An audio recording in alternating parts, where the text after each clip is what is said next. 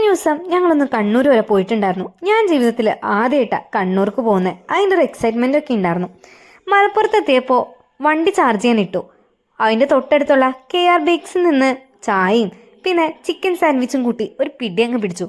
പിന്നെ വണ്ടി കയറി കുറേ ദൂരം പോയ ശേഷം വീണ്ടും ചാർജിലിട്ടു. വേറെ എവിടെയെങ്കിലും ഫുഡ് കഴിക്കാൻ ഉള്ള ഹോട്ടലുണ്ടോ എന്ന് തപ്പി ഇറങ്ങി ഒരു 1.5 കിലോമീറ്റർ നടന്ന ശേഷം കല്ലുമ്മക്കായ എന്ന് പേരുള്ള ഒരു ഹോട്ടൽ കണ്ടുപിടിച്ചു. നേരെ അവിടെ കയറി സീറ്റ് പിടിച്ച ശേഷം ഓർഡർ ചെയ്തു. പൊറോട്ടയും ബീഫും പത്തിരിയും പിന്നെ അവിടുത്തെ സ്പെഷ്യലായിട്ടായ കല്ലുമ്മക്കായും മേടിച്ചു. ഞാനേ ആദ്യമായിട്ട് കല്ലുമ്മക്കായ കഴിക്കുന്നത്. ടേസ്റ്റൊക്കെ എനിക്കിഷ്ടമായി.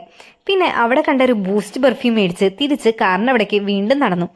അങ്ങനെ കാർ ചാർജായി അവിടെ നിന്ന് നേരെ നമ്മളെ സ്ഥലത്തേക്ക് പോവാണ്.